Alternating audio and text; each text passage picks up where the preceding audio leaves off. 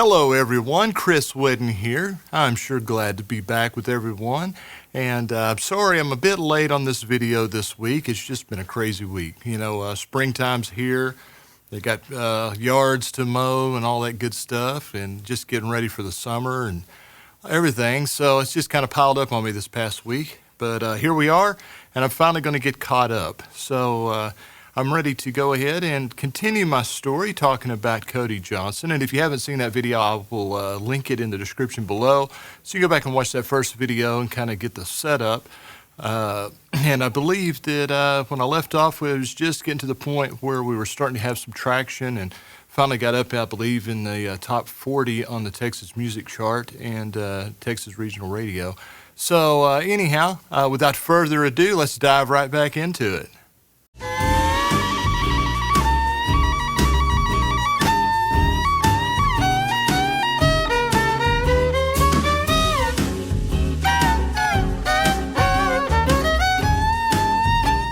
So as I had said, we started getting a little bit of traction, and things were starting to shift, Instead of us having to call and beg people to play the song on the radio or offer us an opportunity to play in a venue or open for somebody, we started getting calls from other people. And of course, we started getting attention inside of the music scene. We started getting calls from booking agencies and stuff like that. And as I'd said, Roger Krager's manager at the time, a fellow by the name of Howie, he was already acquainted with Cody before I actually met Cody. But at that point, once he started gaining some traction, he reached out, was a little interested in talking about doing some stuff together and doing some stuff with Roger. We started getting booked on some really great gigs, some of the bigger festivals, and opening up for people. We got to do a show there as an opener for Roger Krager at Green Hall.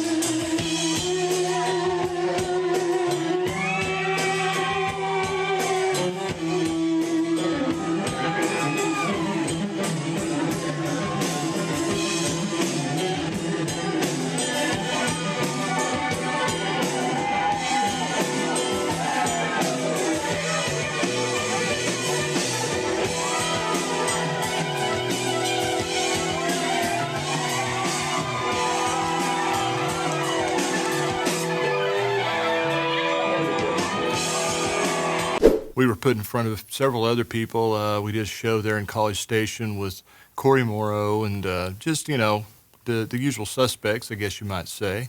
We also got to know some fellows who had started an energy drink company called Red Dirt Hurricane. So we were working with them, and they were sponsoring some events like the Redneck Games up in East Texas. And they sponsored all the music for it, so we got to go up there and played some shows with different various artists doing that as well.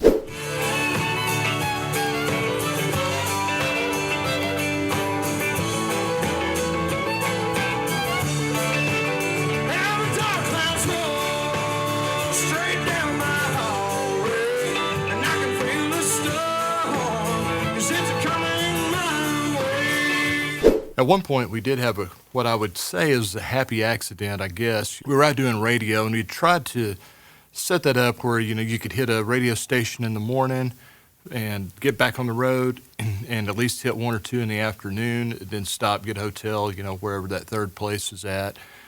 Spend the night, you get up the next day and do it all over again, and just tried to make a big loop around the state, hit all those radio stations. This is something that if you're listening, you like it, call Corey up, you tell him, because we're trying to decide on our next single, and this is something that I wrote with John Slaughter. I was on my way home from Concan, Texas, a little way further southwest, I guess, and there was an old man hanging a sign on the end of his property, and it just said, "Pray for rain," and it stuck with me, and I got home, and this is what came out.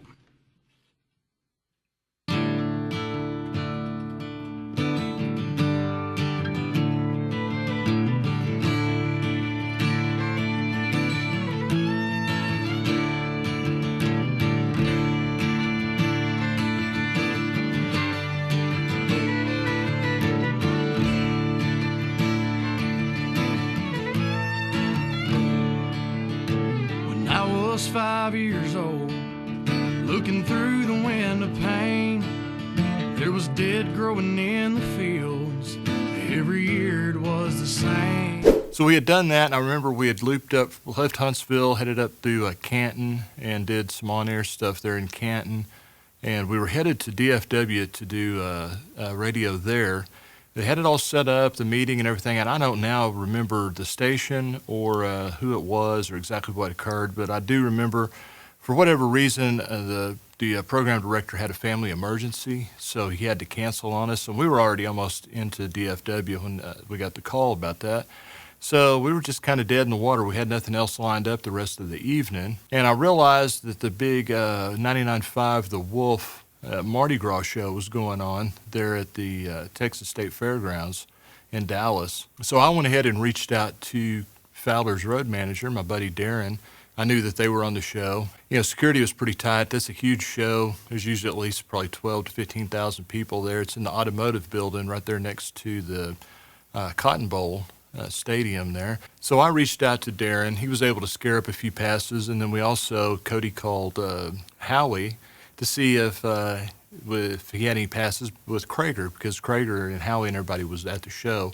So between the two of them, they were able to come up with enough passes for us to get backstage, and they were able to reserve us a spot back there with the buses so we could pull in and park and just hang out. And so that's how we spent the evening. But the happy mistake was that an old buddy that I'd gotten to know through Kevin, one of his songwriting buddies, and he had also had a major label deal and released some songs. He had a song that I really liked called Home Sweet Holiday Inn that he had released.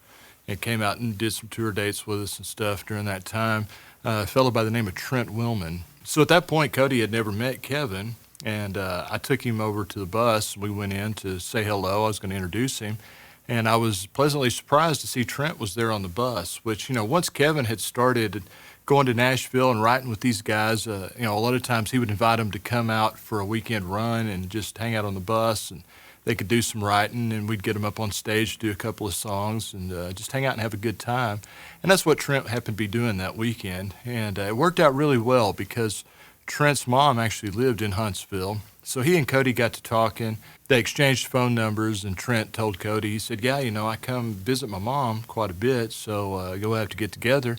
And he also extended the invitation for Cody to come up to Nashville and do some writing, and said, you know, he'd take him around, introduce him to some folks, and just show him around. It was really cool, and I was real proud of Cody because he didn't drag his feet. It was about 3 weeks later, I believe, that he got a plane ticket booked, took the time off work, and headed up there and spent 4 or 5 days that week. And the change that I saw in him once he got back, it was amazing. He was so excited about music, and I think it was very eye-opening for him. And he had the opportunity to write a little bit and see how, you know, professional writers in Nashville write songs. And that's, you know, when you do it for a living like that, there's a lot of things to learn from somebody like that, and I think he really took a lot of that to heart. He was so excited when he got back. I remember he was excited too. It was actually his first plane ride, as I recall, and really kind of his first major trip out of the state. So it was a big deal, and I think that was the start of a great friendship and a great professional relationship, because they later worked together. I know Trent actually produced a couple albums for Cody later on, and continued to help him out and write with him and so forth. I also remember around that time having a pretty deep conversation with Cody. We were talking about the just the marketing aspect of it, because, you know, everybody in Texas, not everybody, but a lot of guys in Texas were, you know, kind of anti-establishment, outlaw, didn't really care for Nashville, and I think a lot of guys in Nashville felt the same way about everybody in Texas. But, you know, there's a bit of a disconnect there, you might say. And so he was talking about, you know, should he basically bill himself as a Texas or Red Dirt or whatever music artist. And, you know, I told him, I said, you know, music is music, and, you know, don't put yourself in a box. Don't limit yourself in any way, and don't say anything that you're going to have to either qualify or apologize for later. Just do what you do and don't worry about it. I told him, too, that, you know, I'd had a conversation with George Strait's manager, Irv Woolsey, and I'd always heard about how Irv taken some lessons from Elvis's manager, Colonel Tom Parker, back in the early days with George. And so I asked him about it, and basically he told me that they went to Colonel Parker and just point blank told him, said, look, we want George to be as big as he can possibly be. He said, what do we have to do to make him as big as Elvis? Colonel Parker, of course, he had his faults, and isn't considered the best fellow by a lot of people, but he did give him sound advice, I think. He told him, he said, you know what? He needs to go in, do his show, get off the stage and leave. He said, don't go on talk shows, don't go around running your mouth, basically. Said leave people wanting more, and don't give away free product, basically. That was what Parker was all about. But he said, and just leave something to the imagination.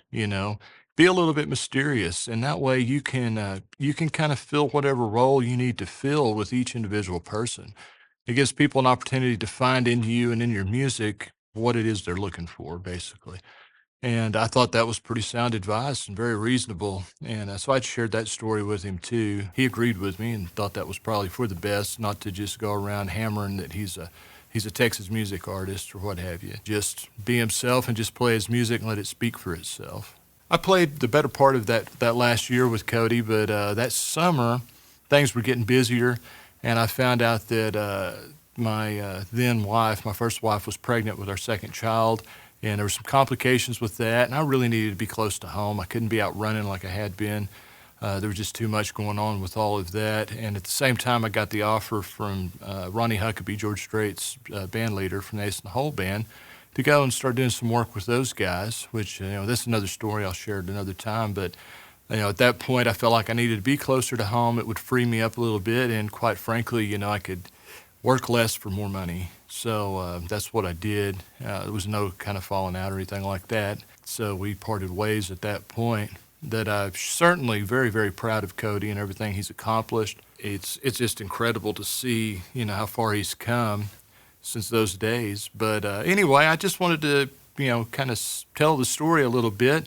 Like I said, I'd been getting that video sent to me by so many people asking if that was me playing with Kojo, and I just wanted to tell everybody, yes, that is me. And now you know the rest of the story. Yet again, if you haven't subscribed to the channel, please go down below, click that subscribe button. You can also click that little bell icon. That way you'll get a notification anytime I post new content. And of course, share, comment. I love the comments. I love to hear back from people. As always, if you need some fiddle, some violin, or some mandolin recorded, please let me know. I'd love to track that for you and get you all set up and work with you on it, see what we could accomplish. And of course, I also offer violin and fiddle lessons. If that's something you'd be interested in, we can do it remotely and work around your schedule, make it real simple. Anyway, I hope everybody has a wonderful day, a wonderful week, and keep on picking.